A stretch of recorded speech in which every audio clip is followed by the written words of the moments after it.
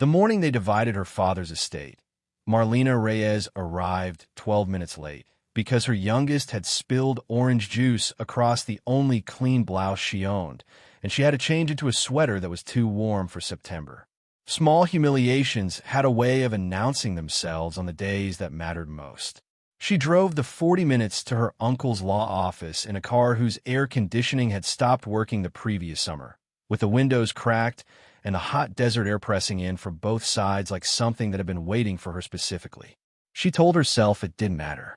She told herself she was only going to listen, to collect what was owed, to smile at people who had never made smiling easy, and to drive home before the school day ended. She told herself a great many things on that drive.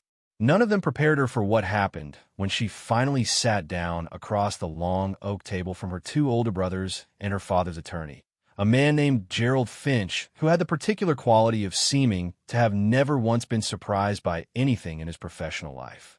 Her father, Domingo Reyes, had died 6 weeks earlier. He had not been wealthy in any conventional sense, but he had been careful. A man who had worked 30 years in the same field, who had paid his debts before his pleasures, who had believed that land was the only thing worth holding because everything else could be taken.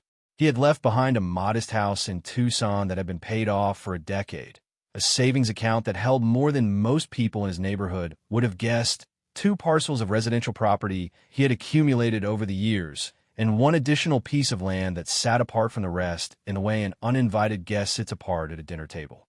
It was a desert parcel, 38 acres of it, located in the dry flats southeast of the city where the ground cracked in summer and the scrub brush grew in low, indifferent clusters. It had been in the family for 3 generations. No one had built on it. No one had farmed it. No one had done anything with it at all, as far as anyone could remember, except inherit it and pass it along to the next person who didn't know what to do with it either. Gerald Finch distributed the photocopied summaries with the mechanical efficiency of a man who had done this exact thing hundreds of times and expected it to go the same way it always did. Marlena's brother Tomas received the house. Her brother Raul received the 2 residential parcels, both of them in neighborhoods where the values had been climbing for years. The savings account was split between the 2 of them in proportions that Gerald Finch explained were specified in the will's final amendment, filed 8 months before her father's death. Marlena received the desert land. She read the sheet twice. Then she looked up at Gerald Finch and asked him, in a voice she worked to keep level, whether there had been a mistake. Gerald Finch looked back at her with the mild patience of a man who had been asked that question before and found it tedious. There was no mistake, he said. The will was clear. The amendment was witnessed and notarized. Her father had been of sound mind at the time of its execution. The desert parcel, all 38 acres of it, was hers. Tomas had the grace to look at the table. Raul did not. He leaned back slightly in his chair in a way that communicated everything he had apparently decided he did not need to say out loud. They were older than her by 9 and 11 years respectively, and they had always occupied their seniority the way some people occupy a room, with the assumption that it was theirs by right and that others were guests. She had never been able to decide whether they disliked her specifically or simply found her inconvenient. Either way, the result had always felt the same. She drove home with the photocopied summary on the passenger seat, and the windows still cracked and the hot air still pressing in. She did not cry. She had learned long before that particular morning that there was a kind of grief that moved too slowly for tears that settled instead into the body like weather, altering the pressure without breaking. She thought about her father, about the way he had looked at her across the kitchen table the last Christmas he was well enough to sit at it, and she tried to find something in the memory that might explain the amendment, some signal she had missed, some distance she had failed to close. She could not find it. The memory was only warmth and the smell of coffee and her father's hand around his cup, and that was all it would ever be now.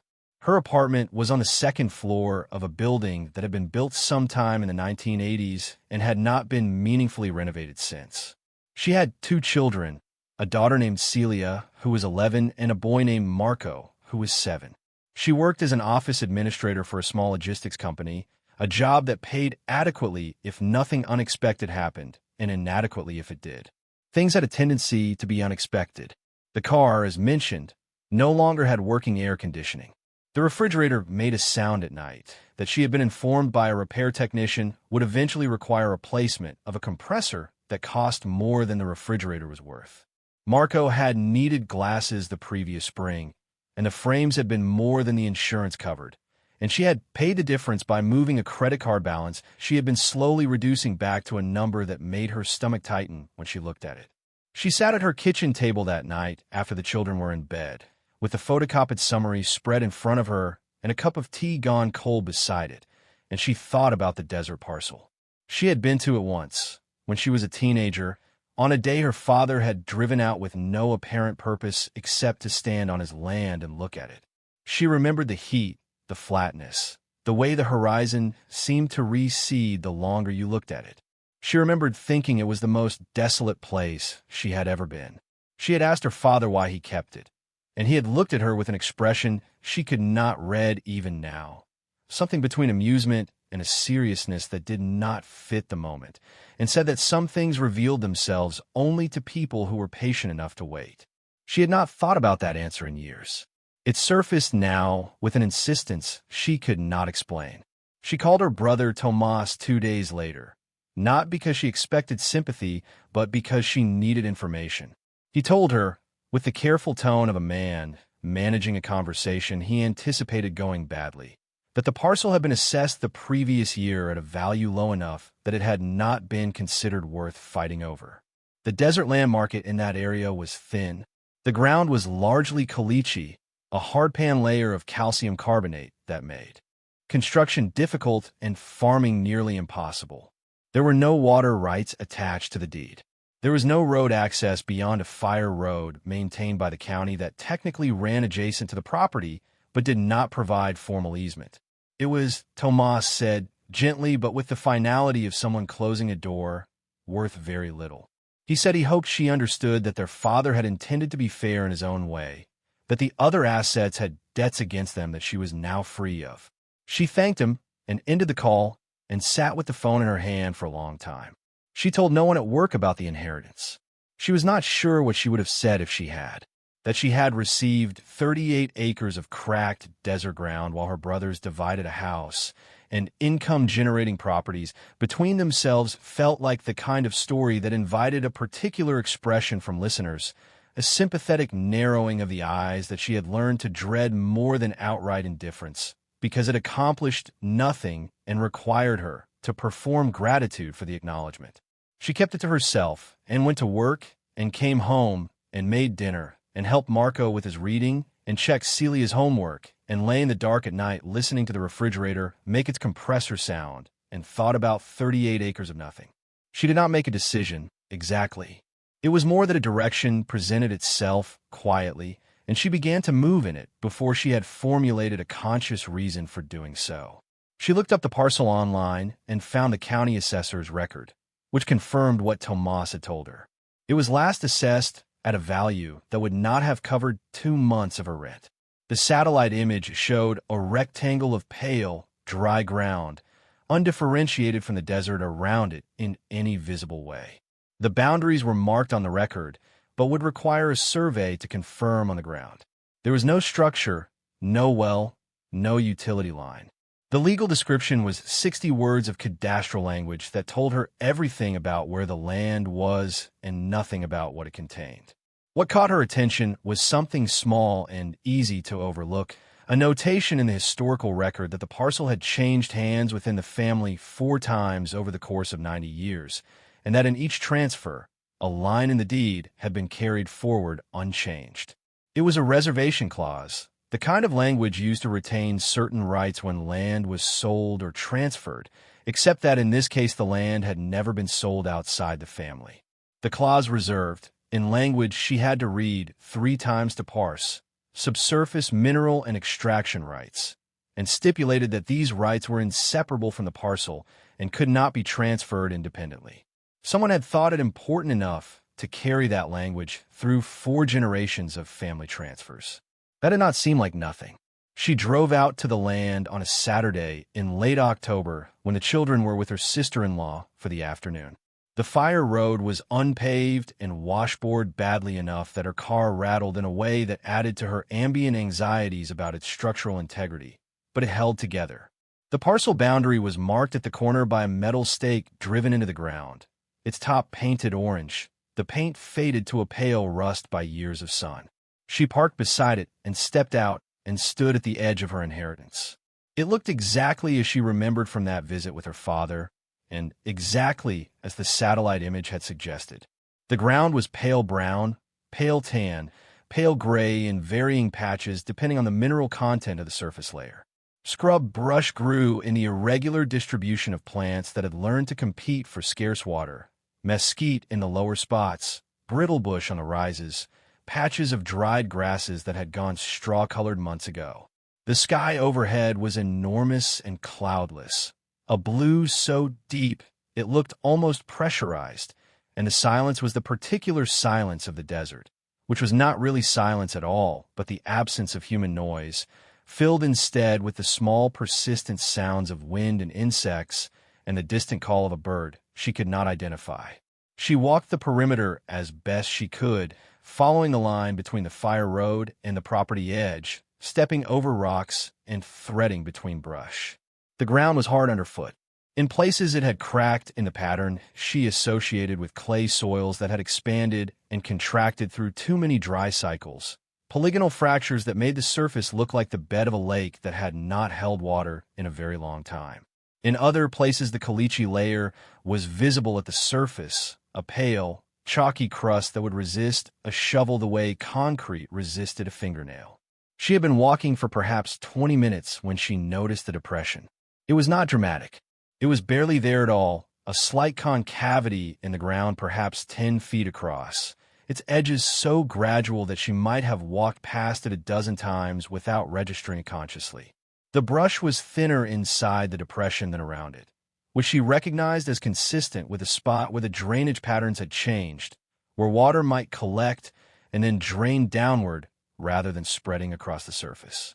That could mean many things, most of them geological and mundane. It could also mean that something below the surface had shifted or compressed over time, creating a void that the ground above was slowly, almost imperceptibly, beginning to acknowledge.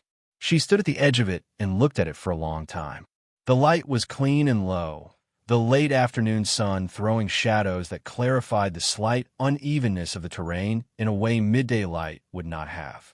She took a photograph with her phone, then another from a different angle. She walked to the center of the depression and crouched and pressed her hand flat against the ground. It was warm from the sun, which told her nothing. But the quality of the soil was different here from the edges of the parcel. Less gritty, more friable, as though it had been disturbed at some point and the native caliche layer had not fully reconstituted itself above the disturbance. She pushed 2 fingers into a crack and felt the surface give slightly, then resist. Below the first inch of loosened earth, the hardpan began. She did not dig that day. She was not equipped for it, and the afternoon was ending, and she had to be back before the children were dropped off. But she drove home with the image of the depression fixed in her mind with the stubborn persistence of a detail that refused to be filed away. She thought about the reservation clause in the deed. She thought about her father standing on this ground 2 decades ago with the expression she had never been able to read. She thought about patience and what it meant to someone who had carried a piece of land through a lifetime without ever explaining why. The mockery began before she had done anything worth mocking. She made the mistake of mentioning the land to her cousin Elena at a family dinner 3 weeks later, saying only that she was thinking about spending some time out there, that she wanted to understand what she had been given.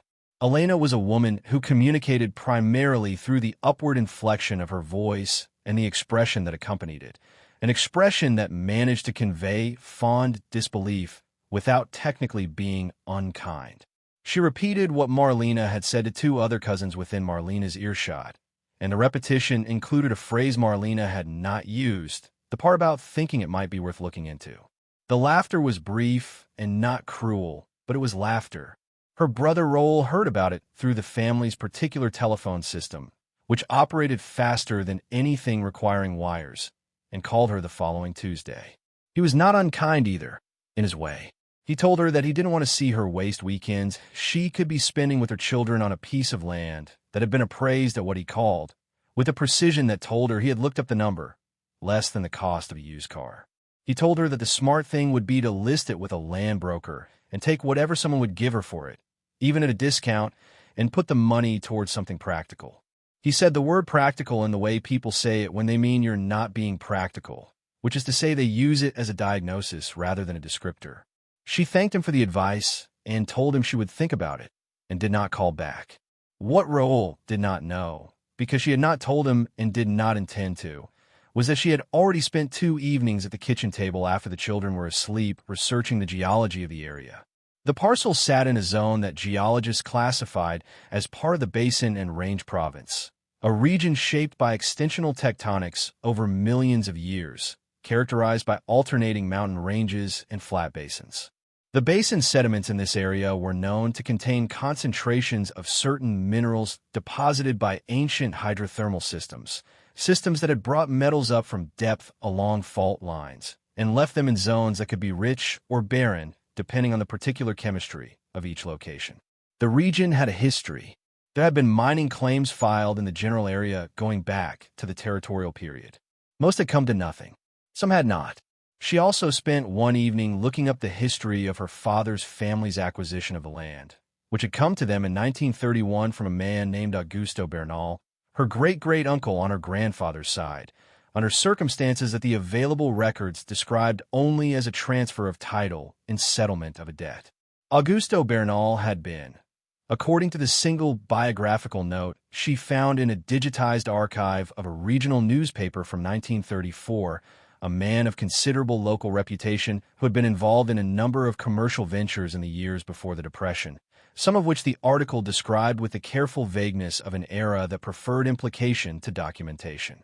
He had died in 1938, leaving no direct heirs and a legacy that the article called complicated. The land had passed from the settlement into the Reyes family holding and had never since been the subject of any particular attention or inquiry.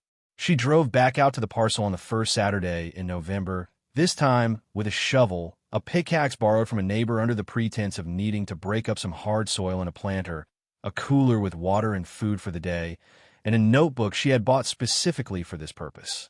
She brought Celia and Marco, not because it was practical, but because she did not have childcare and because she had decided, in a quiet way she could not fully articulate, that she wanted her children to see her doing this rather than to learn about it after the fact. Celia sat in the back of the car with her headphones in and her expression communicating the specific tolerant suffering of an 11-year-old being taken somewhere she had not voted for. Marco asked questions for the entire 40-minute drive and fell asleep 10 minutes before they arrived.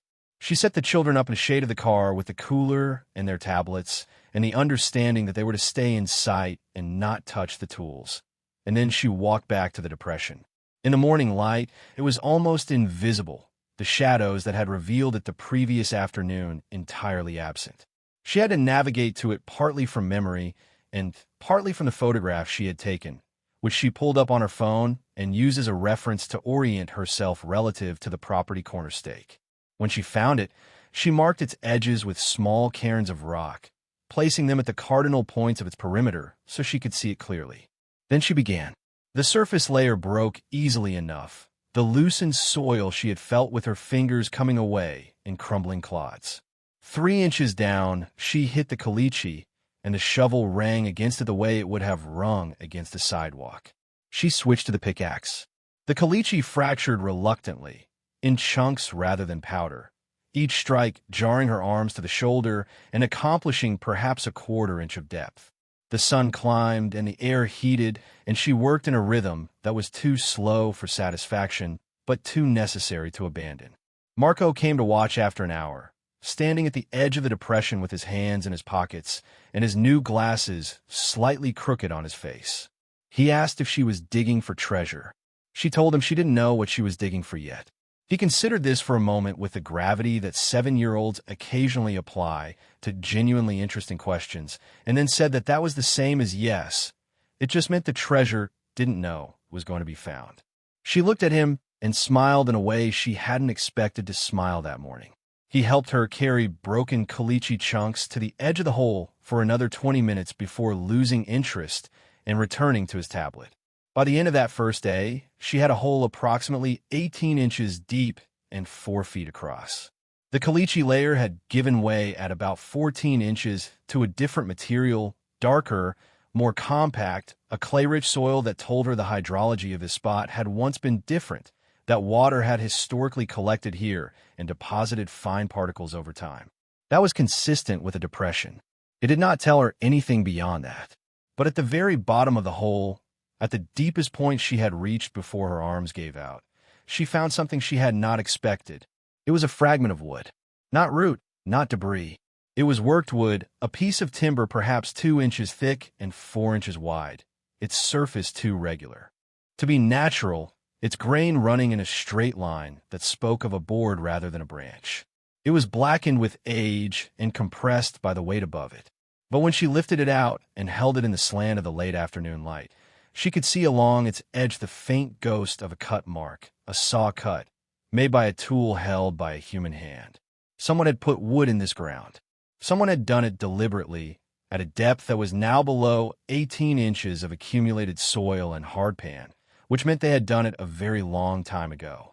She held the fragment in both hands and stood in her hole in the cracked desert earth with the sun dropping toward the mountains to the west and her children visible at the edge of her sight, and she felt something shift in her chest, not certainty, not the electric rush of the discovery narrative she had read about, but something quieter and more unsettling. The feeling that a question had just become more specific without becoming any easier. She drove home with the wood fragment wrapped in a cloth in the back of the car, and her mind working in the way it worked when she was trying to solve a problem that lacked enough information to be solvable yet, turning the same pieces over and over in the hope that they would eventually form something legible. The children ate dinner and went to bed, and she sat at the table with the fragment in front of her, and the deed printout, and the assessor record, and the old newspaper article about Augusto Bernal, and she felt the edges of something she could not yet see. She went back the following Saturday, and the one after that. The hole deepened by inches with each visit, each layer giving way to the next with the grudging reluctance of the earth when asked to yield what it has been holding. She mapped the wood fragment's orientation, noting that it ran roughly east-west. She found a second fragment at 22 inches, parallel to the first but offset by about 8 inches, as though two boards had been placed side by side. By the time she found a third at 29 inches, perpendicular to the others, she understood that she was not looking at discarded wood. She was looking at structure. She told no one except her children, who had appointed themselves the informal documentation crew, with Marco photographing each new find on her phone with the grave seriousness of someone who understood that this was important without being entirely sure why, and Celia taking measurements with a tape she had brought on her own initiative on the third visit, writing the numbers in the back of the notebook in her precise, slightly oversized handwriting. On the fourth weekend, at a depth of approximately 3 feet, the character of the soil changed again. The dark clay gave way to a layer of fine sand, pale and dry, that fell away from the walls of the hole in curtains when she struck the caliche at its edges. Sand in this location was anomalous. The surface soil and the clay below it were both consistent with the surrounding terrain. This sand was not. Sand of this grain size and distribution did not occur naturally in this layer in this type of formation. It had been brought here and placed deliberately, and she understood immediately why. Sand was a desiccant and a cushion both. It kept moisture away from what lay beneath and absorbed the slow pressure of the earth above. It was the kind of fill material someone used when they were protecting something they intended to retrieve or intended someone eventually to retrieve. She sat at the bottom of her hole in the pale sand, with the December light cold and flat above her, as she looked at the walls of the excavation and the smooth, dry grains around her hands and felt the weight of the question that had been building for 6 weeks. Whatever was below this sand had been put there by someone who expected it to last. That was a different proposition from accidental burial or geological accident. That was intention. That was planning. That was a decision made by someone who looked at this empty desert ground and chose it precisely because it looked like nothing. The wood above the sand. the sand above whatever came next. The reservation clause in the deed carried through 90 years of family transfers. Her father, standing on this ground with an expression she had never been able to read. She climbed out of the hole and sat on its edge with her legs hanging in and looked across the 38 acres of pale, indifferent desert that had been given to her instead of cash, instead of the house, instead of the properties with the climbing values and the income potential. She had been told it was worth less than a used car. She had been laughed at, gently, by people who loved her and considered themselves realistic. She had been advised, with the patience of people managing someone else's poor decision, to sell whatever she could for whatever someone would give her and put the money towards something practical. She thought about Augusto Bernal and the debt settled in 1931 and the article that called his legacy complicated. She thought about the wood and the sand. She thought about 6 feet down and what might be waiting there with the same patience that had been asked of everything in this place. The desert around her was quiet in the way deserts are quiet, which is completely, without apology, without the suggestion that it owes anyone noise or comfort or explanation. The sun was low. The shadows of the scrub brush stretched long and thin across the pale ground. Marco was beside her now, sitting cross-legged on the edge of the hole, looking into it with the expression he used for things he was thinking about seriously. He asked her if they would need a bigger shovel. She looked at him for a moment, and then she looked back at the hole and at the pale sand at the bottom of it catching the last of the afternoon light, and she told him yes. She thought they probably would. She did not buy a bigger shovel right away. She bought a book first. It was a used copy of a surveying and excavation reference she found through an online secondhand marketplace. Its spine cracked and its margins filled with the penciled notes of whoever had owned it before her. It cost $4 plus shipping and arrived in a padded envelope 5 days later. She read it in the evenings after the children were asleep. Sitting at the kitchen table with a highlighter she eventually stopped using because she found herself highlighting almost everything. She was not interested in the professional methodology, not precisely.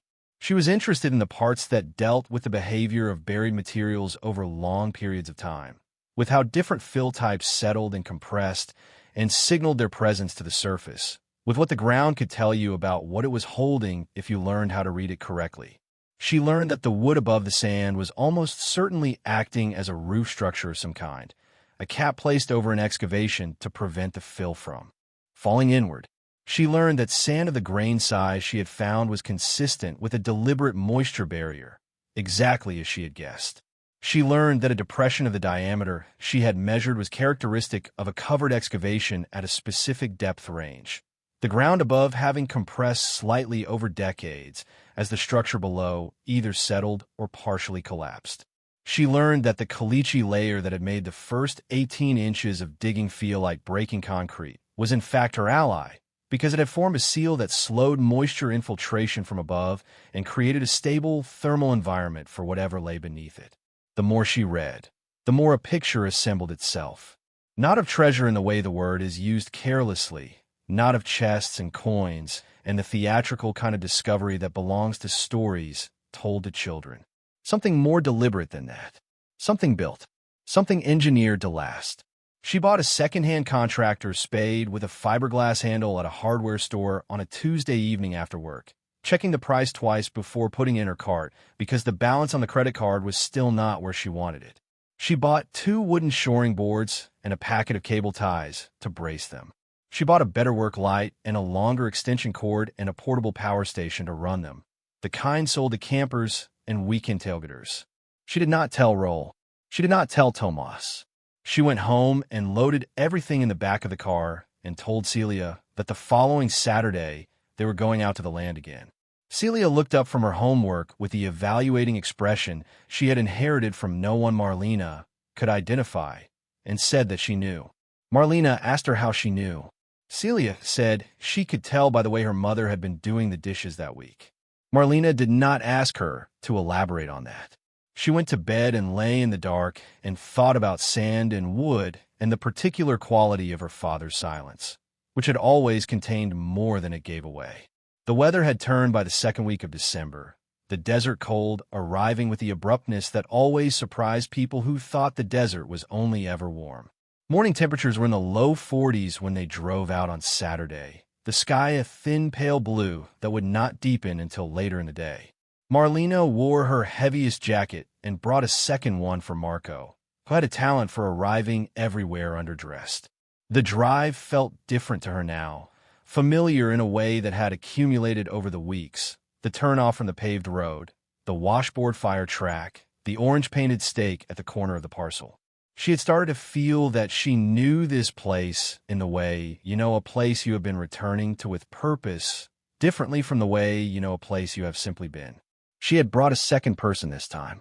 Her neighbor Dora, a retired woman in her early 70s who had the physical capability of someone 20 years younger and a relationship to other people's projects that expressed itself as immediate and unreserved participation.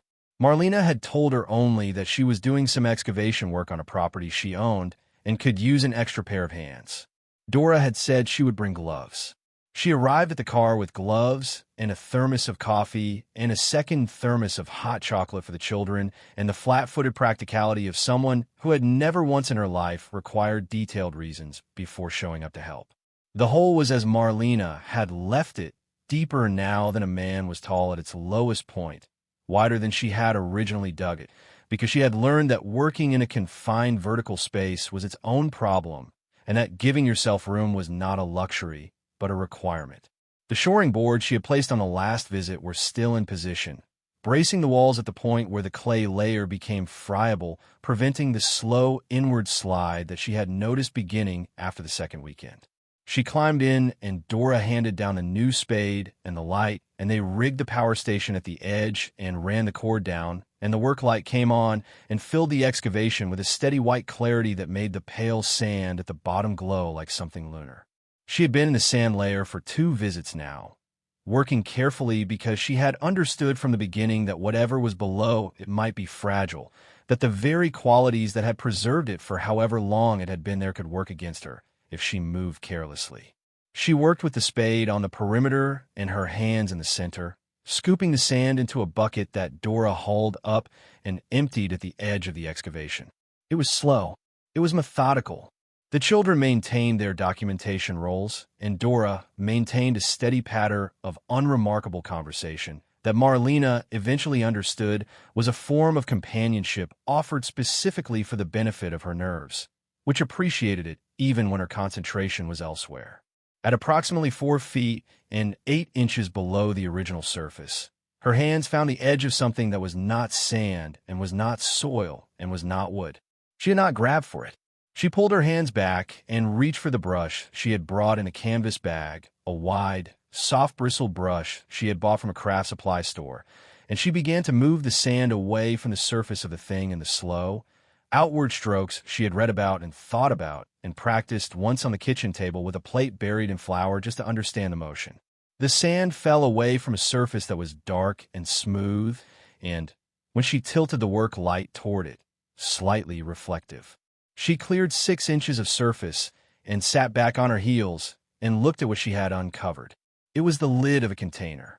The material was a dark, resinous coating applied to wood, the kind of preparation she had read about in a different context entirely, the kind used in the 19th and early 20th centuries to seal wooden containers intended for long burial or submersion.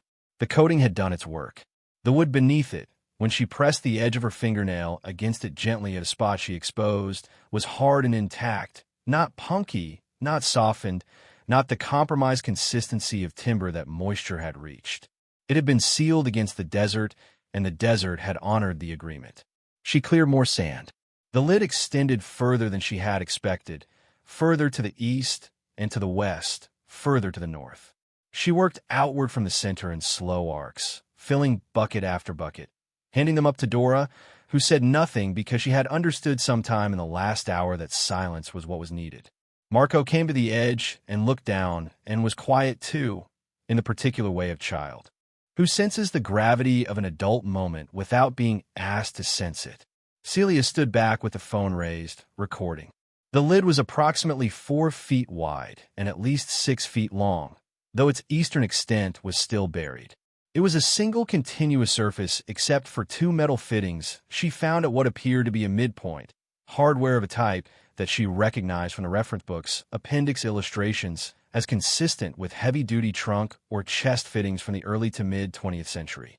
The metal had darkened nearly to black, but had not corroded through. The same resinous coating covered it, or had covered it, most of it rubbed away by time and pressure, but enough remaining to have done the job of sealing. She sat at the bottom of her hole in the pale sand with her hands resting on the dark lid and the work light casting her shadow long across the wall of the excavation and the desert above her, cold and vast and empty, and she was aware of her own heartbeat in a way she was not usually aware of it. Not as a sign of alarm, but as a kind of punctuation, a beat that acknowledged that something had changed. She did not try to open it that day. She climbed out and sat on the edge of the hole with her legs hanging in and her hands on her knees and looked at the work light glowing at the bottom, casting its white light across the dark lid, and she told herself clearly and without sentiment that she did not yet know what was in it, that the lid and the coating and the hardware told her that it had been placed here deliberately and preserved deliberately, and that someone had considered it worth preserving, but that it could contain anything: documents, tools, personal effects. She had read enough about buried caches from the territorial and early Depression era to know that people had buried many things for many reasons, and that the majority of those things were ordinary, were practical, were the result of fear rather than abundance. She also told herself, in the same clear internal voice, that it was the largest single container she had ever seen that anyone had gone to this much trouble to protect.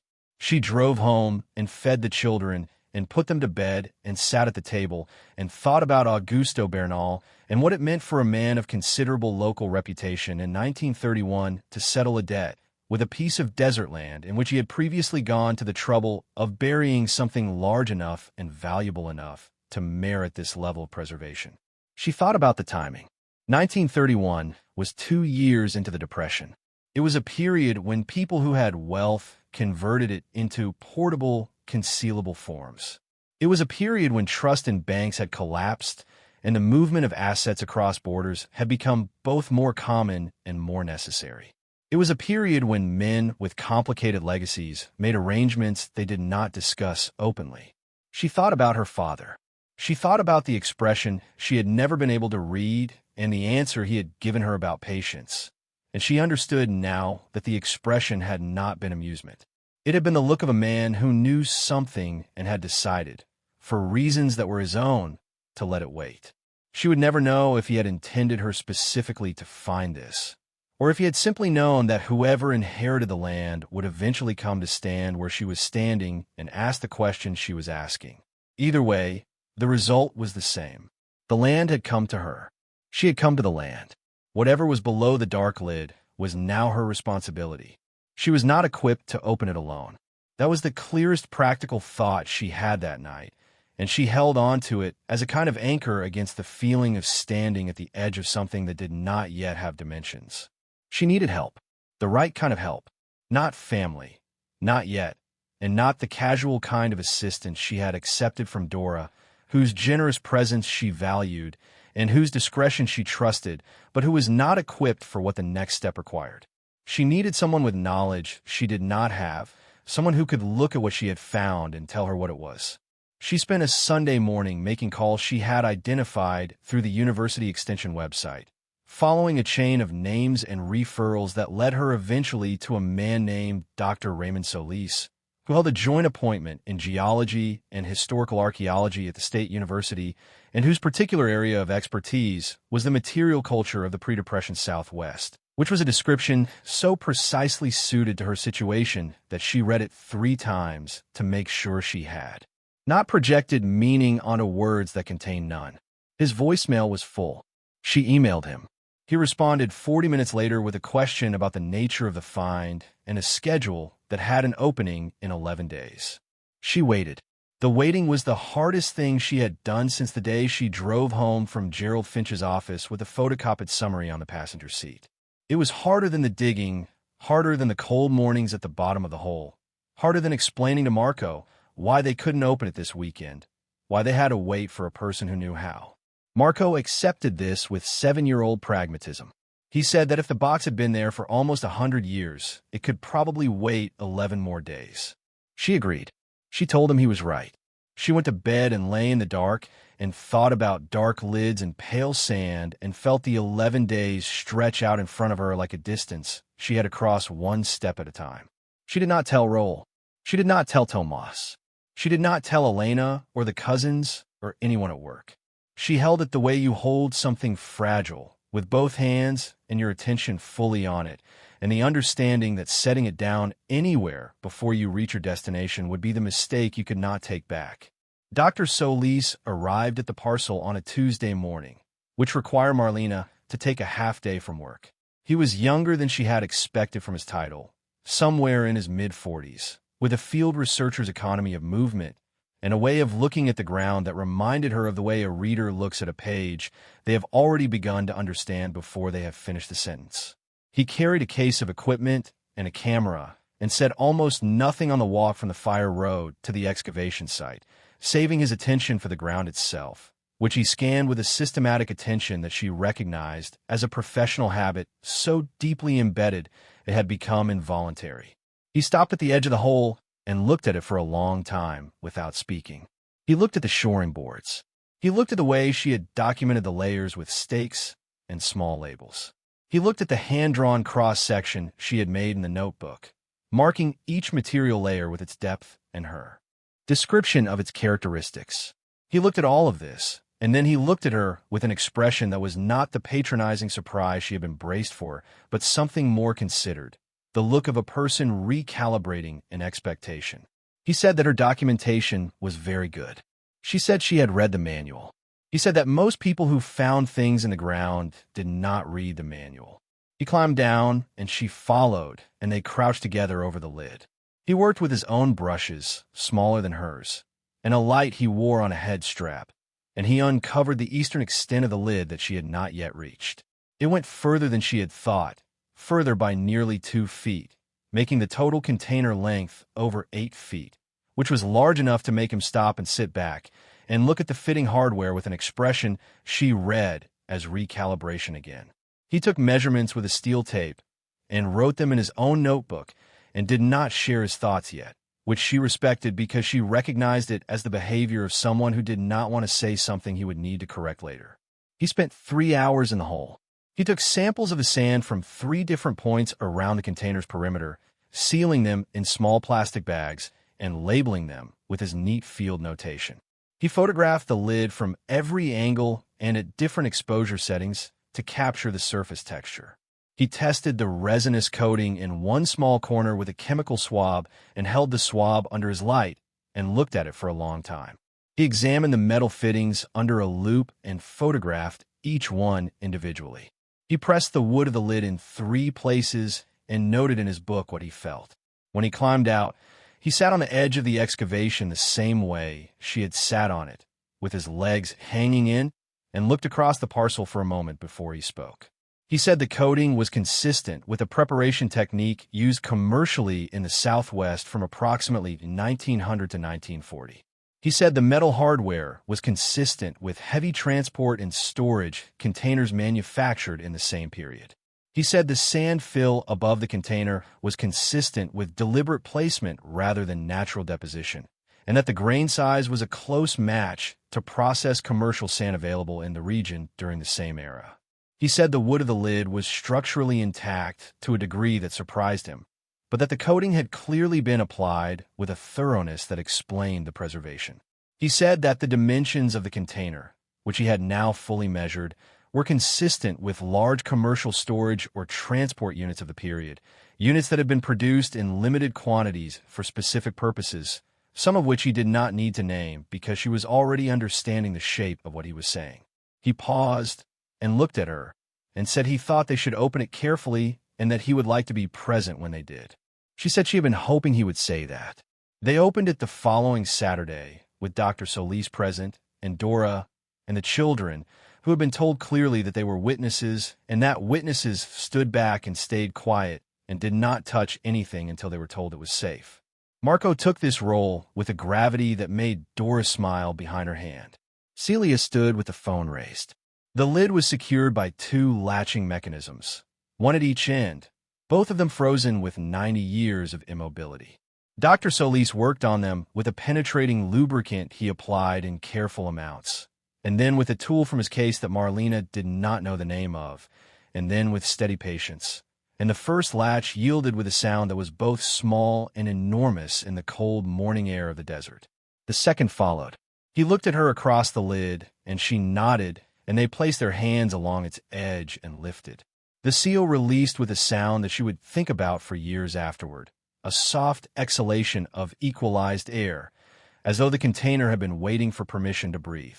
The lid came up, and Dr. Solis held it at a 45-degree angle, and they both looked in. The interior was lined with the same resinous coating as the exterior, applied to every surface with the same thoroughness. The desiccant sand had done its work. Inside the container, the air was dry and still.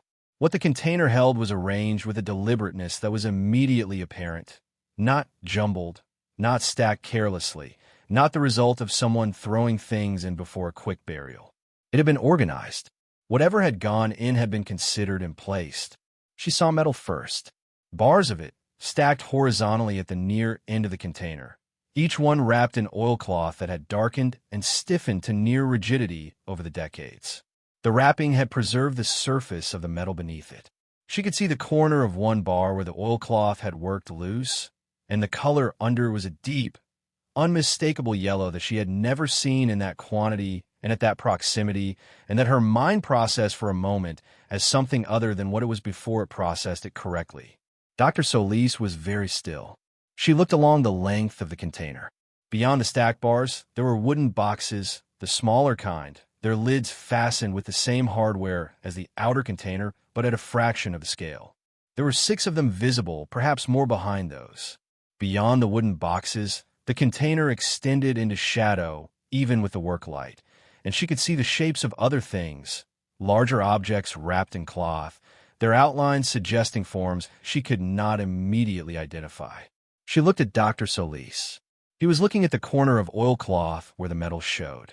He reached down with gloved hands and carefully, in the way of someone who has handled irreplaceable things before and understands the weight of that, folded the oilcloth back from the end of one bar. The yellow was deeper than any color in the landscape around them. It was complete. It did not vary. It had been waiting in the dark for 90 years, and it looked as though it had been poured yesterday.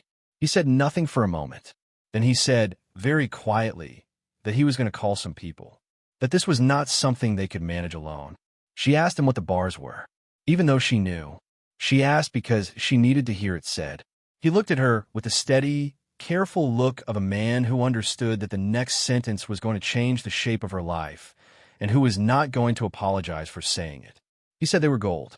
He said that they appeared to be commercial ingots of a type consistent with privately minted bullion from the early 20th century. He said the stack she could see at the near end appeared to be at least 20 bars, and possibly more under and behind it. He said he could not tell her the weight or the value yet, not until the bars were examined properly, not until an appraiser had been brought in, not until everything was documented and secured in accordance with both his professional obligation and her legal interest. He said all of this precisely and carefully, and then he stopped talking and looked at the bars again in the way she had seen him look at the ground, with complete attention, with the particular quality of someone in the presence of something that exceeded the ordinary scale of their experience. She stood at the edge of her excavation in the December desert, her children behind her, the flat pale ground extending in every direction to the low mountains on the horizon, the sky enormous and cloudless above it all, and she looked at the yellow metal in the dark interior of a sealed container that had been placed in this ground before her father was born, before her grandfather was grown, in a different America by a man with a complicated legacy and a debt that had taken 3 generations. To name itself correctly, the wooden boxes, when Dr. Solis carefully lifted the lid of the nearest one several minutes later, contained coins. Not scattered, not random. Organized in wrapped rolls, each roll labeled in a handwriting she did not recognize, a neat, compressed script in ink that had faded but not disappeared. The labels used abbreviations she did not immediately understand, but Dr. Solis understood them. And when he looked up from the box, he told her that the abbreviations were consistent with coin denomination and mint year notations used by coin dealers and collectors in the early 20th century. He told her that several of the rolls appeared to contain denominations that would have been significant in face value at the time of burial, and that in terms of numismatic value, depending on condition and rarity, could represent something considerably more significant now. She asked him what he meant by considerably more significant. He said he needed an expert to be certain. He said the word expert in the way that professional people say it when they're trying not to be the one who names a number, when they want the number to come from the person qualified to name it rather than from themselves. She understood. She said she appreciated his caution. She looked at the coin rolls and the gold bars and the still unexamined shapes wrapped in cloth further into the container, and she felt a stillness come over her that was different from shock, different from the ordinary suspension of normal functioning that people describe when they encounter the unexpected. This was more like the stillness at the center of the spinning tops Marco liked, the point of perfect balance around which everything moved. The point that looks motionless because it is moving at exactly the right speed in exactly the right way. Marco was at her shoulder now. He had moved forward without her noticing, drawn by the gravity of adult silence the way children are drawn to the things they have not been told they should not approach. He looked into the container. He looked at the yellow metal. He looked up at her with his glasses slightly crooked and his expression entirely serious. He said, "That's a lot of gold, Mom." She put her hand on top of his head and did not say anything for a moment. Then she said, "Yes, I think it is." Dr. Solis made his calls from 30 feet away, pacing the desert ground with his phone held up to catch the signal, speaking in the clipped professional language of someone leaving messages for people who would return them quickly when they understood what they were being asked about. Dora stood beside Marlena with a thermos of coffee and poured a cup without being asked and handed it over with the quiet competence of someone who understood that the correct response to the extraordinary was the ordinary, offered with care. Celia was still recording. She had not said anything or lowered the phone. The collection that emerged from the container over the following 3 days, under the supervision of Dr. Solis and eventually 2 of the colleagues he had reached by phone, was extensive enough that it required a second day of excavation to fully expose and a third to catalog. The gold bars numbered 34 in total. Their weight, measured on equipment brought out on the second day, was 412 troy ounces per bar, a measurement that Dr. Solis read off the scale and wrote in his notebook in numerals that Marlena photographed over his shoulder so she would remember them correctly.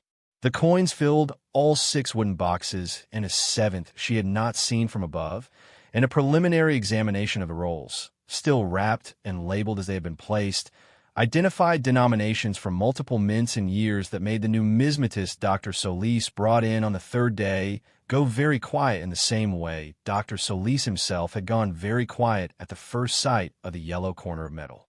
The cloth-wrapped shapes at the far end of the container, which he had not been able to identify from above, were unwrapped carefully on the 2nd day and turned out to be framed paintings, 8 of them, wrapped first in oilskin and then in heavy canvas treated with the same resinous compound as the container interior. The paintings were not in perfect condition. 2 had suffered minor moisture damage along their lower edges where the seal had been less complete. The other 6 were in a state of preservation that the art historian brought in on the 3rd day, described as extraordinary given the circumstances and the elapsed time.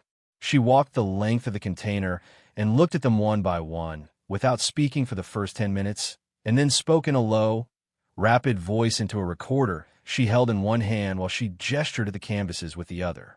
Marlena caught enough of the technical language to understand that several of the works were attributed to painters of significance and that the phrase provenance research would be important, which meant that the question of where these paintings had been before they went into the ground was going to require investigation.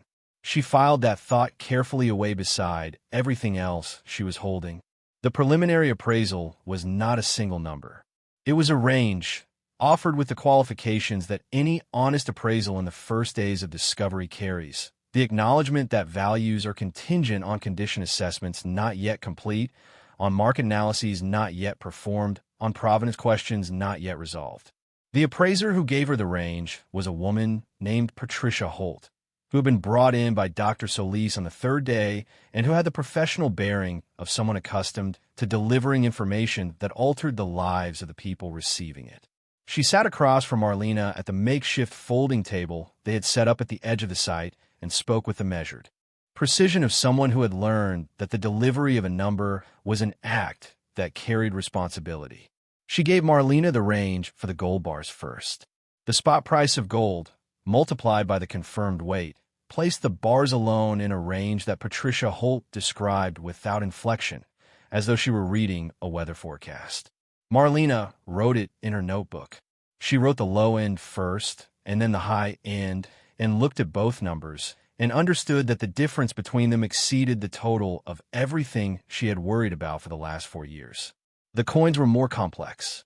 Some of the rolls contained denominations in conditions that had no straightforward market equivalent. Patricia Holt gave her ranges for the numismatic value separately from the melt value, and explained that for certain of the coins the numismatic value exceeded the melt value by a multiple that was not standard, and that would require specialist auction to achieve fully. She said that the estimate for the complete coin collection, pending full individual assessment, fell within a range that she was comfortable characterizing as substantially in excess of the gold value. The paintings were not yet valued formally. Patricia Holt said that formal valuation required the provenance research to reach a minimum level of completion before she would attach numbers to them with professional confidence. She said that the 2 damaged works would carry values reduced from their undamaged equivalents, but that even those values were not nominal. She said that the 6 preserved works, based on the attributions the art historian had made, placed Marlena in a category of art holder that she had not previously occupied. Marlena asked her what category that was. Patricia Holt looked at her across the folding table in the cold December air of the desert with the excavation behind her and the orange-painted corner stake visible at the edge of her sight, and said, "The kind that needs its own legal team." Marlena looked at the numbers in her notebook. She looked at the low end of the gold range. She looked at the coin estimate. She thought about the 2 months of rent the land had been assessed at. She thought about Roll using the word practical the way he used it. She thought about Elena and the upward inflection and the laughter she had not been there to hear, but could imagine with no effort at all. She did not feel triumph. She was surprised to find that she did not feel triumph, that the feeling was something more layered and slower, something that would take longer than 3 days to understand fully. What she felt most clearly in that moment, sitting at a folding table in the desert she had been given because it was worth nothing, with the numbers in her notebook and the gold in the ground and the paintings in their oilskin, was something that might have been her father sitting across from her in the kitchen at Christmas with his hands around his cup. Not speaking, not explaining, only waiting with the patience he had always asked her to learn, and that she had, in the end, learned from him. She closed the notebook. She looked across the 38 acres. She thanked Patricia Holt and stood up and walked to the edge of the excavation and looked down into it one more time, into the dark interior with its resinous walls and its dry, still air and the remaining wrapped shapes that had not yet been fully cataloged. The work light glowed at the bottom. It cast its steady light across things that had been in the dark for a very long time. She thought about what came next. There was a great deal that came next. There was legal process and formal appraisal, and the question of provenance and the conversations she would eventually have to have with people who had made their assessments of what she had been given and what it meant. There were her children, who deserved to understand what had happened in terms appropriate to each of them. There was a refrigerator with a compressor that was going to need replacing, and a credit card balance, and a car without air conditioning, and a job she had not yet decided what to do about. There was Roll. There was Tomas. There was Elena and the cousins, and Gerald Finch, and the photocopied summary. In the afternoon, she had driven home with the windows cracked and the hot air pressing in. She was not in a hurry for any of it. She had learned something about patience in this desert, in this ground, in the slow revelation of things that do not give themselves up to urgency. Whatever came next would come in its proper time. Marco came to stand beside her at the edge of the hole again. He was looking down at the work light with his hands in his pockets. He said he had a question. She said, "What is it?" He said, "When people find treasure, do they get to keep it?" She thought about that for a moment. She thought about mineral rights carried forward through 4 generations of deed language. She thought about Patricia Holt and the phrase legal team. She thought about the work that was ahead of her and the work she had already done. She told him that that was a very good question. She told him that the answer was usually yes, if you could show that it was yours to find, and that they were going to make sure that they could show exactly that.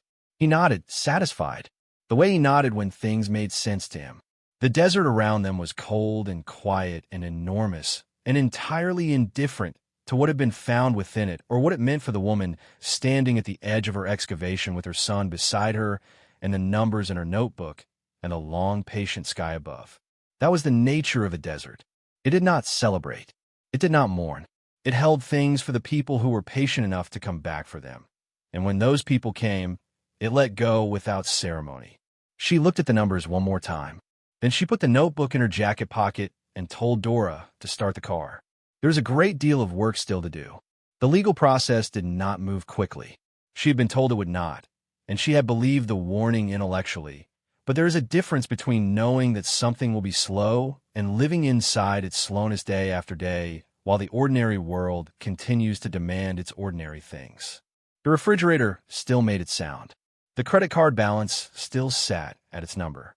She still drove to work in the car without air conditioning, which mattered less in December, but would matter again, and she still sat at the kitchen table at night after the children were asleep and held the weight of what she knew against the weight of what she could not yet do about it.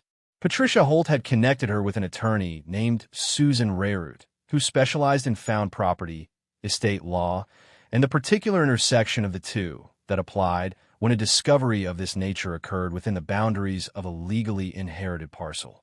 Susan Reyes was a small woman with very good shoes and the focused intelligence of someone who had spent 2 decades turning complicated situations into manageable ones. She reviewed the deed, the reservation clause, the chain of title, and the documentation Marlena had kept since the first day. She had driven a shovel into the caliche, and she told Marlena at their first meeting that the documentation was the most important thing she could have done, that people who found things without documentation found themselves in conversations they did not want to have, and that Marlena had, apparently on instinct and the advice of a used manual, avoided that problem almost entirely. She said the reservation clause was the foundation. Subsurface mineral and extraction rights, retained in perpetuity, inseparable from the parcel, carried through every transfer intact. The contents of the container were not mineral in the strict geological sense, but the language of the clause, written in 1931 in the careful phrasing of someone who had anticipated this question, was broad enough to encompass subsurface property of all types. Susan Reyes said she was prepared to argue that position and that she expected to win it, though she offered this prediction with the caution of someone who had learned that expectations required verification before they became facts. The Providence research on the paintings moved on a parallel track. An investigator with expertise in pre-war art movement and ownership history was brought in by the art historian, and the work of tracing where the canvases had been before they went into the desert ground proceeded with the specific slowness of historical detective work, which operated not on urgency, but on the availability of records that had survived their own difficult century. 2 of the paintings had traceable ownership histories that connected, through a chain of transfers too long and too convoluted to follow without the investigator's guidance, to estates in the Southwest that had liquidated assets during the Depression. The other 6 required deeper research.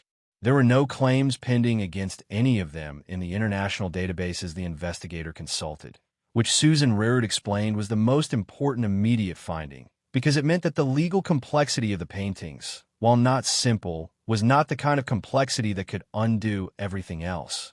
Marlena went to work during this period and came home and made dinner and checked homework and lay in the dark listening to the refrigerator, and she held the knowledge inside her with the same care she had held the wood fragment on the first day she found it, with both hands and her full attention, and the understanding that setting it down before she reached her destination would be the mistake she could not take back. She had told no one in the family. She had not told Rule or Tomas or Elena or any of the cousins or Gerald Finch. She had told Dora, who responded with the same unreserved practicality she brought to everything, and whose discretion Marlena trusted the way she trusted the orange stake at the corner of her parcel, as a reliable fixed point in uncertain terrain. She had told her children, in terms appropriate to each of them, that something important had been found and that they were going to have to be patient while the adults figured out what it meant and what happened next. Marco said that was okay. He was good at waiting. He had been waiting for a dog for 2 years.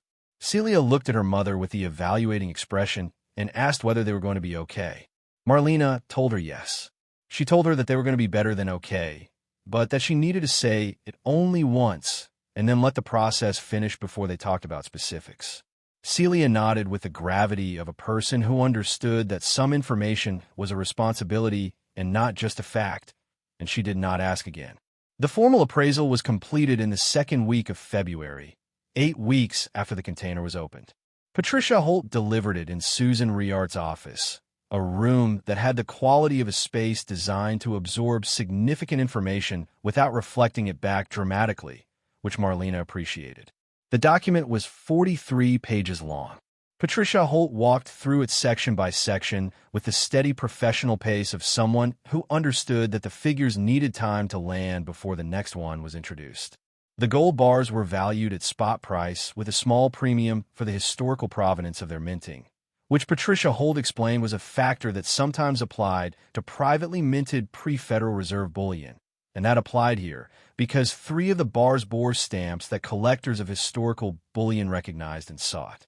The total valuation for the bars, stated in the document and read aloud by Patricia Holt in the same tone she might have used to describe the weather, was a number that Marlena had been building toward in her mind for 8 weeks without ever letting herself state it clearly to herself.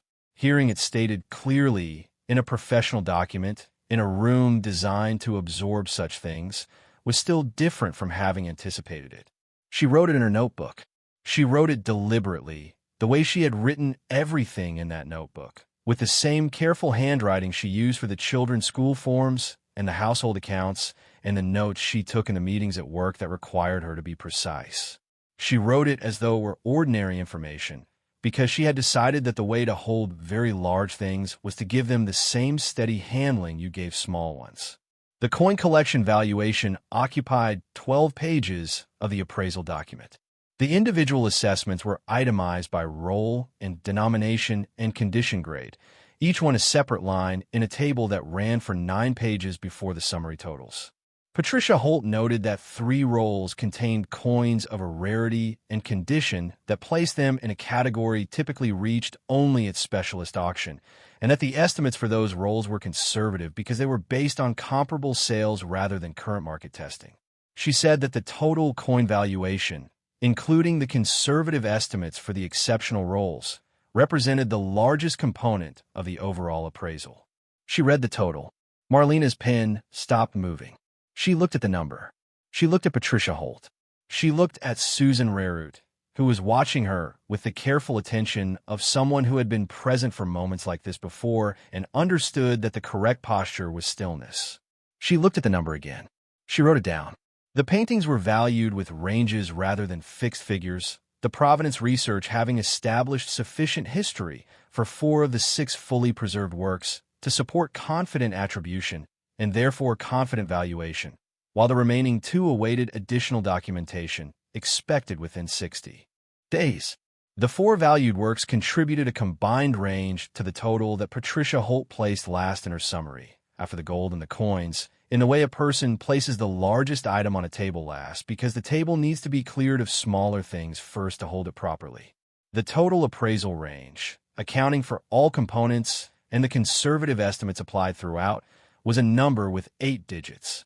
It sat at the bottom of page 43 of a 43-page document in the office of an estate attorney in a city where Marlena had lived for 11 years in an apartment with a refrigerator that made a sound and a car without working air conditioning and a credit card balance that had prevented her from sleeping properly approximately 3 nights out of every 7. Patricia Holt asked her if she had any questions. She said she had one. She asked whether the estimate for the exceptional coin rolls was likely to be exceeded at auction or to fall short. Patricia Holt looked at her for a moment and then said that in her experience, Exceptional coins at specialist auction tended to exceed conservative estimates rather than fall short of them, particularly in the current market. Marlena thanked her. She closed the notebook. She thanked Susan Reyes.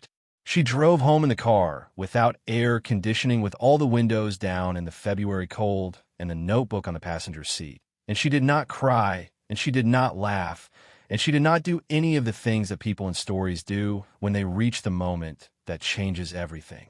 She drove home and picked up the children from a neighbor who watched them after school and made pasta for dinner and helped Marco with his reading and sat at the kitchen table and opened the notebook to the page with the 2 numbers on it and looked at them until they stopped being extraordinary and became real. Then she called Susan Reyes and told her she was ready to proceed. The first person she told was Tomas. She chose him first not out of sentiment, but out of practicality. Tomas had always been the more considerate of her 2 brothers, the one whose reactions were governed by thought rather than reflex, and she did not want the information entering the family through a channel she could not predict. She asked him to come to her apartment on a Saturday morning when the children were at a friend's house, and she put the appraisal document on the table and opened it to the summary page and slid it across to him without preamble. He read the page. He turned it over to see if there was more on the back. He looked up at her. She told him what she had found. Not everything at once, not in a rush, but in the order it had happened, from the drive to Gerald Finch's office, to the orange stake, to the depression in the ground, to the wood fragment, to the sand, to the dark lid, to the yellow corner of metal that Dr. Solis had uncovered with gloved hands in the December cold. She told it the way the man who was lost in the forest told his story, in sequence, without dramatic emphasis, letting the facts carry the weight they had earned. Tomas listened without interrupting. He was quiet for a long time when she finished. He said, "Dad knew." She said she thought so. She told him about the expression she had never been able to read and the answer about patience that she had not understood until she was standing at the bottom of a hole in the desert with sand around her hands. Tomas put his elbows on the table and his face in his hands and stayed that way for a while. When he looked up, his eyes were wet, which was something she had not seen from him since their father's funeral, and even then only briefly. He said he was sorry about the will.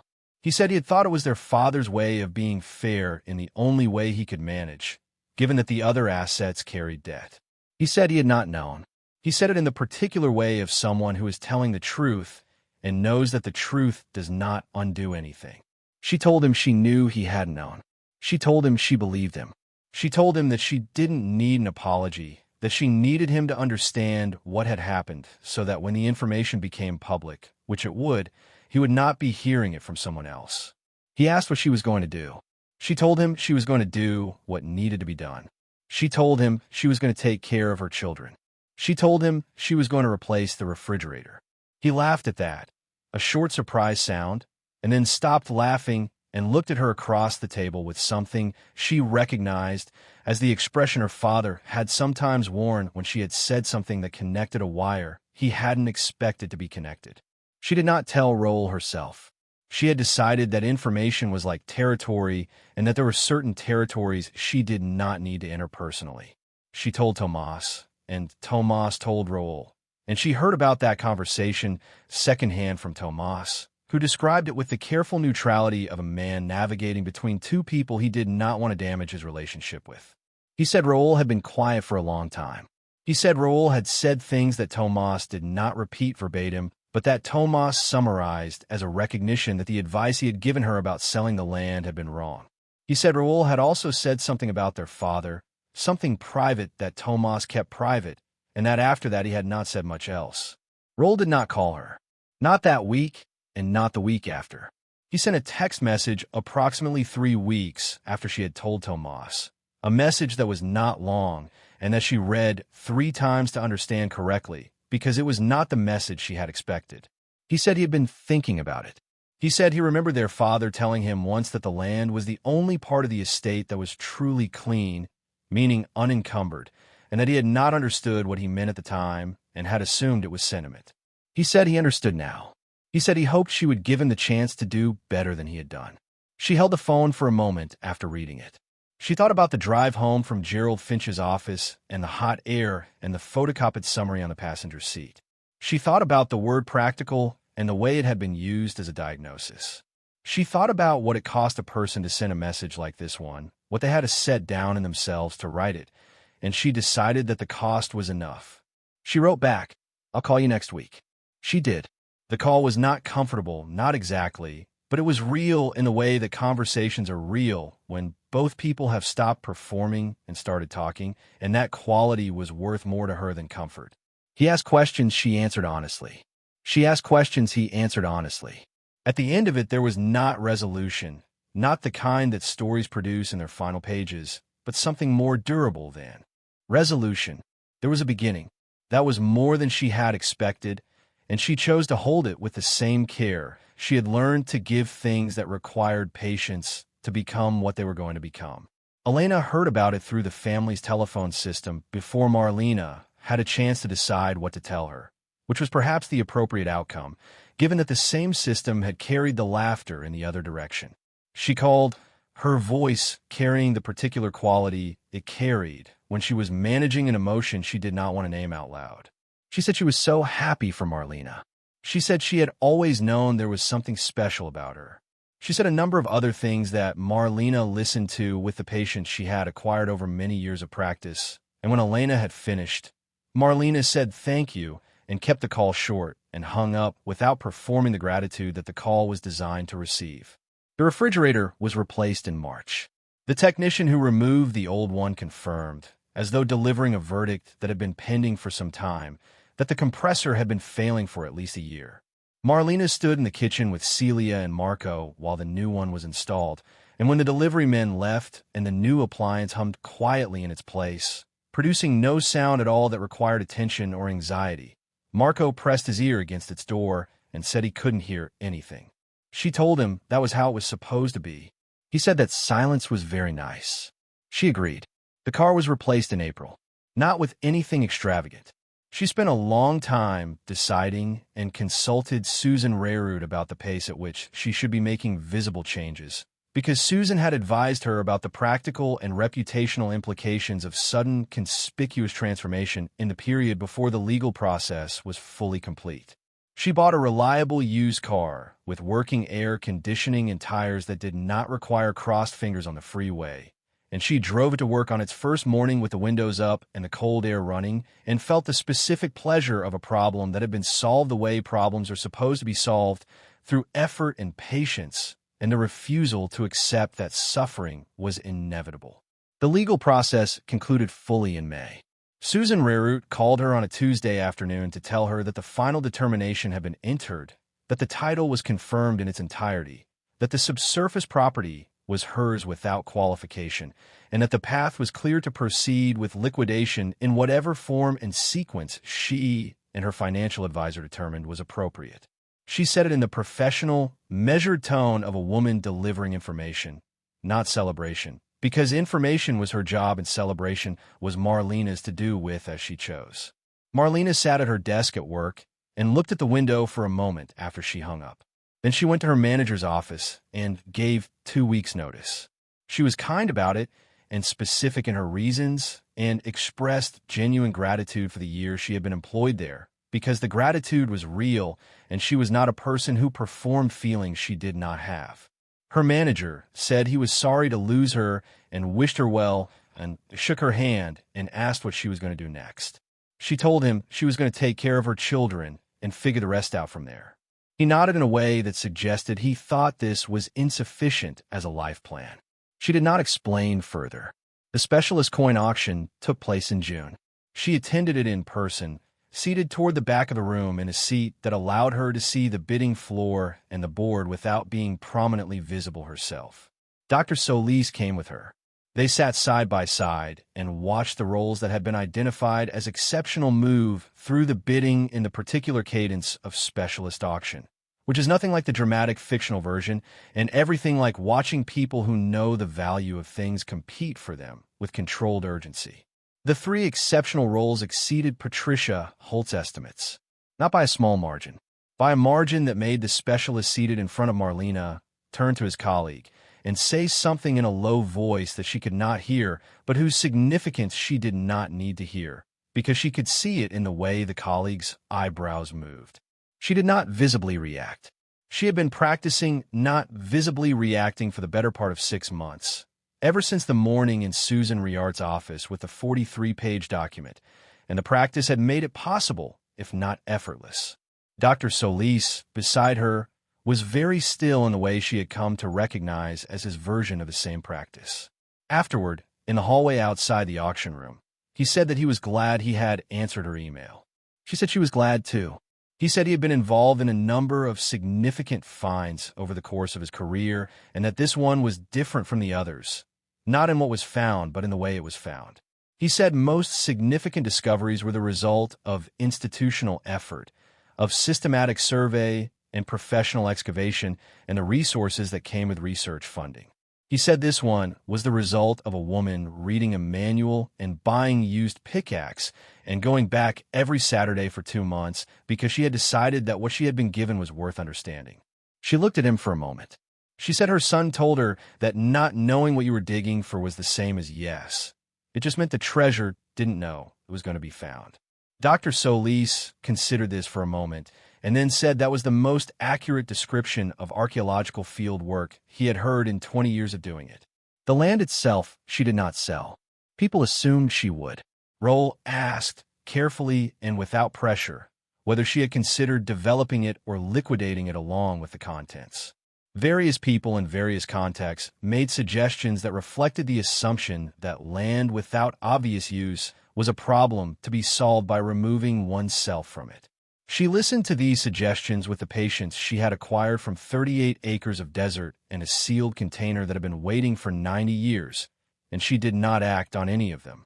She went back to the parcel in July, on a morning when the heat was already establishing itself before 8 o'clock and the sky was its deep summer blue and the scrub brush threw short shadows across the pale ground.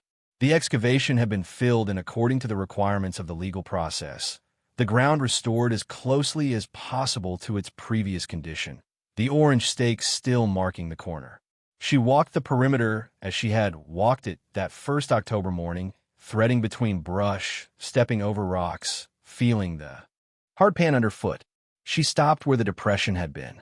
The ground was level now, restored by the fill-in process, indistinguishable from the surrounding terrain to any eye that had not spent months learning the specific grammar of this particular piece of earth. She crouched and pressed her hand flat against the surface. It was warm from the sun. She thought about what it meant to own land, not in the legal sense, not in the way recorded on a deed, but in the sense that her father had meant when he stood on this ground in the summer of her adolescence and said that some things revealed themselves only to people patient enough to wait. She thought he had meant the desert itself, which did not give its information to urgency, which asked only that you return, that you pay attention, that you be willing to revise your understanding when the evidence required it. She thought about Augusto Bernal, who had placed something precious in this ground and settled the debt with the land above it, and who had written the reservation clause in language careful enough to survive 90 years of transfers without losing its meaning. She thought about the 4 generations of her family who had held this land without knowing precisely what they held, whether from ignorance or from the same patience her father had tried to teach her. She thought about the fact that any of them, at any point, could have sold the parcel to someone outside the family, and what would have happened to whatever that sale would have meant in terms of the clause and the rights and the sealed container and the coins and the bars and the paintings and the oilskin. She thought about the narrowness of the margin by which things come to the people they are meant for. The desert gave none of this back in any interpretable form. It was hot and dry and enormous, and it did not care about her thoughts or her conclusions. But she had learned to find something useful in that quality, something that was not comfort exactly, but was adjacent to it. The way a fact you cannot change becomes easier to live with once you stop expecting it to change. The desert was indifferent. That meant it was also consistent. It had held what it held through drought and flood and 9 decades, and it had let it go when she came with the right tools and the right questions and enough patience to come back every Saturday until she had an answer. She stood and dusted her hands on her jeans and looked across the 38 acres. She had plans for the land, not development, not in the conventional sense. She had spoken with Dr. Solis about the geological survey he wanted to conduct a systematic documentation of the site and the surrounding formation that he believed would contribute materially to the academic record of historical caching practices in the pre-Depression Southwest. She had agreed to allow the survey and to fund a portion of it, because it seemed to her that the land had already given her more than she could reasonably claim as private property in the strict sense, and that some portion of what it offered should go back to the record. She had also spoken with a landscape architect about the possibility of native restoration on the degraded sections of the parcel, the areas where caliche had been disturbed by the fire road's drainage and where invasive species had moved into the gaps. The restoration would take years, more years than she could predict, and would require the same repetitive, unglamorous work as the excavation had required, the kind of work that produced no dramatic moments and no audiences, but that accumulated over time into something that could not have been achieved by any other means. She found that she did not mind. She had discovered a tolerance for that kind of work that she had not known she possessed before she borrowed a neighbor's pickaxe and drove out to a piece of ground everyone had agreed was worth nothing. The children came with her that July morning. Marco ran ahead through the brush with the slightly reckless confidence of a boy who had decided that this place was his in some personal way that had nothing to do with deeds or legal processes. Celia walked beside her mother in a companionable silence that had developed between them over the course of the months. The particular silence of two people who had been paying attention to the same thing for long enough to understand it the same way. Celia asked, "Do you think Grandpa knew exactly what was in it? Or just that something was there?" Marlena considered the question. She had turned it over many times in the months since December, examining it from different angles without arriving at a conclusion she was entirely satisfied with. The evidence was ambiguous. Her father had carried the land through his life without acting on whatever knowledge he had, which was consistent either with someone who knew there was something valuable and was waiting for the right moment, or with someone who suspected there was something and was afraid to find out he was wrong. The amendment to the will, which had come 8 months before his death, suggested a decision made with some deliberateness in the final period of his life. Whether that decision was informed by certain knowledge or by intuition shaped over decades of holding this ground, she could not say. She told Celia she thought he knew enough. Celia nodded. She was quiet for another few steps. Then she said, "I think he knew exactly. I think he just needed to know who to give it to." Marlena looked at her daughter, at the 11-year-old who had brought a measuring tape to the excavation on her own initiative and written the numbers in the notebook in her precise, slightly oversized handwriting. She thought about the evaluating expression that came from no one she could identify and the question on the night they found the container, the one about whether they were going to be okay. She thought about all the things a person carries forward from one generation to the next without labeling them, the qualities that move through families in the spaces between what is said and what is understood. She put her arm around Celia's shoulders, and they walked that way for a while across the pale ground, the desert quiet around them. Marco somewhere ahead of them hollering about a lizard he had found, the sky enormous and blue and, without apology, above them all. She thought about what she would tell people, eventually, when the full story became known in the way that full stories become known, gradually and incompletely, and always missing the parts that mattered most to the person who lived them. She thought about what she would say to Raoul when they spoke again, and to Tomas, and to the cousins and the colleagues, and the people who would frame the story in the ways that made sense to them, as luck, as justice, as the kind of thing that happens to other people. She would not tell it as a story about treasure. She had lived it, and she knew it was not a story about treasure. Not really, though the treasure was there, and was real, and would change her life and her children's lives in ways that would take years to fully understand. It was a story about a piece of ground that had been given to her as though it were worth nothing, and her decision not to agree with that assessment. It was a story about a used manual and a borrowed pickaxe, and the willingness to be wrong about what she was looking for, because she had understood from the beginning that not knowing what you were looking for was not the same as having nothing to find. It was a story about her father's hands around a coffee cup, and an expression she had spent 2 decades misreading. It was a story about patience and what patience actually costs, which is not ease but sustained effort in the absence of visible reward, the willingness to return to something every time it would be easier not to, until the ground finally decides that you have earned the right to understand what it has been holding. She had not set out to prove anyone wrong. She had not driven out to the parcel on that first October morning with Roel's voice in her head or Elena's laughter as her fuel. She had gone because her father had stood on this ground with an unreadable expression and told her to be patient, and because a reservation clause in a 90-year-old deed had carried a piece of language forward through 4 generations without anyone stopping to ask why. And because the wood fragment she had found at the bottom of 18 inches of caliche had been cut by a saw held by a human hand, and that fact deserved to be followed wherever it led. The vindication, when people called it that, arrived not in a single moment, but in the way vindications actually arrive when they are real, accumulated quietly over time, surfacing in the changed expressions of people who had already made their judgments and now found themselves revising them without ceremony, because the evidence did not allow for ceremony, only for revision. She did not require them to acknowledge it out loud. She had not pursued this to produce a specific expression on specific faces.